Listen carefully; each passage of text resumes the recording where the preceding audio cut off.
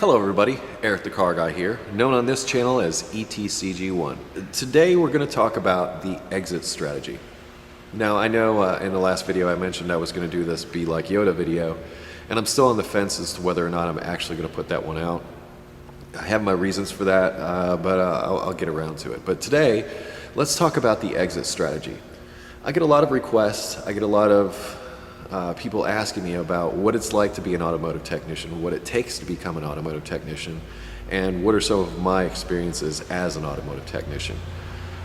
We talked about the beginning. We talked about getting an education. We've talked about looking for a job that doesn't have a toxic environment that's going to ruin you. And we've talked a little bit about the flat rate system and how that affects your pay and how you work as a technician. But I want to talk a little bit today about what I'm going to call the exit strategy. And the reason I'm bringing this up is because we've done all this talk about getting into the field. Now let's talk about getting out of the field. Because I can tell you that I don't know many older technicians who are happy doing what they're doing. And in my experience, they reach about age 50 or so, around that area, and they're pretty much done. They'd rather be doing something else. And it's not just because they've lost the taste for doing the work, because seriously, when you get to that point where you've been doing it 20 some years, I mean, you are seasoned. You've seen quite a bit and you've done quite a bit. And what that does over time is it wears you down. And I'm not just talking mentally, I'm talking physically. Auto mechanics, diesel mechanics, just working as a technician is hard on your body.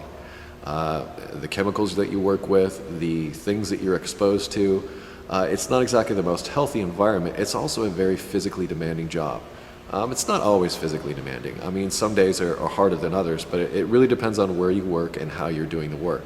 Think back to when I was wrestling that transfer case up into that Chevy during that engine transmission replacement, and that's not an uncommon thing. And I've had a lot of guys, older guys especially, say, you know what, rolling around on your back, lifting things up, that's not going to last for you, my friend. You're not going to be able to do that forever. And I completely agree 100%. Hence the reason I'm making this video. While you're coming into this as a technician, I want you to be thinking about what you want to do that's not necessarily being a technician once you reach about age 50. I wouldn't necessarily have it to where, okay, I'm going to be doing this forever. I wouldn't think that way, and I wouldn't think that way for a couple of reasons. Number one, your body. Like I said, it's a physically demanding job, and in a lot of ways, you're like an athlete, a professional athlete. One injury can end your career.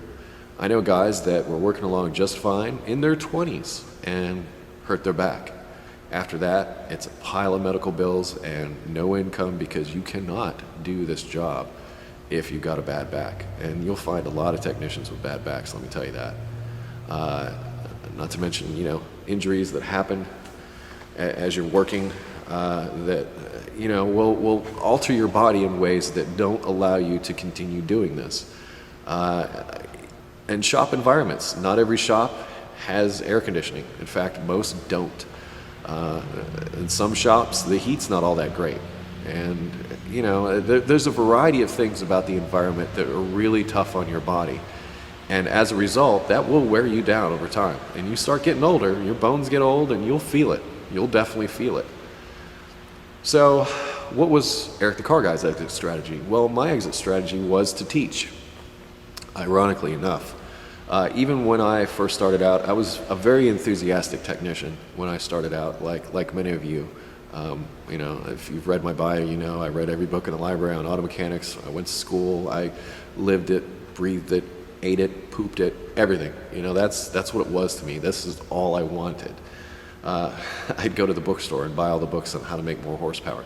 Read Smokey Yunick's book. I mean, that's the kind of nut that I was, trying to learn every single thing that I possibly could. And I was doing that for two reasons. One, so that I could be a more effective technician, but also so that one day I could possibly teach. So in a way, Eric the Car Guy was Eric the Car Guy before I ever started doing this. And I had planned to, maybe get a job at a vocational school. I'd actually looked into it, but it was required that I get a bachelor's degree in order to do that in many instances, and that was something that I didn't have and wasn't prepared to go back to school for. So, one thing led to another, and here I am, Eric the Car Guy. Eric the Car Guy is now currently my exit strategy. And I'm, probably by the time you're watching this, 41 or darn close to it. So I'm about 9 years ahead of the curve. However, I just want to put this out there. You will get old, and maybe you'll get just as salty as that old guy who won't answer your questions or just gives you crap every time you ask one. You may end up being just like that, and that may be a result of your work environment, personal life. I don't know. It could be a variety of reasons. I just know that you're going to reach a point and you're not going to want to do this anymore or physically be able to do this anymore. That was my first point as far as your body wearing down. Next is the mental part of it. Sometimes when you work in this field, it can be a very challenging work environment. There's certain social things that come into play, and this isn't just coming from me. I mean, I get a lot of response from you out there in the world talking about these kinds of things and saying to me, hey, Eric, you're being too nice, because my experience has been a lot worse. And, well, let's face it, it doesn't matter what you do, you're going to have that, but couple that with the physical demands of being an automotive technician, and it'll wear you out over time. So there are several reasons just to have, if nothing else, in the back of your mind, thinking to yourself, okay, when I get to about this point, or if I woke up tomorrow and came into work and got hurt and wasn't able to work for a significant amount of time, what would I do? How could I provide for myself, or how could I provide for myself and my family? You've got to keep this in mind. So keep your enthusiasm, go into the field. I say it all the time. This profession needs more dedicated, honest individuals, because it's just, there aren't as many of you coming in as there used to be. Well, let's face it, it's not like it used to be with the Aussie and Harriet. Dad would take you out to change the oil in the car and all that kind of thing. That doesn't necessarily happen so much anymore. Maybe Dad's a day trader and doesn't like to get dirty. I don't know. Any number of reasons, and there are a bunch of you watching this in all different parts of the world, so who knows what your situations are. But another possible exit strategy I want to leave you with is, owning your own business. Many of you have come to me with that, and you've asked about that. Maybe I should make another video just talking about, running an automotive business. But I don't recommend doing that right out of the gate. I don't recommend getting out of school and opening up your own shop. I think you need to get a little bit of experience just doing the work before you add in all the challenges involved with running a small business.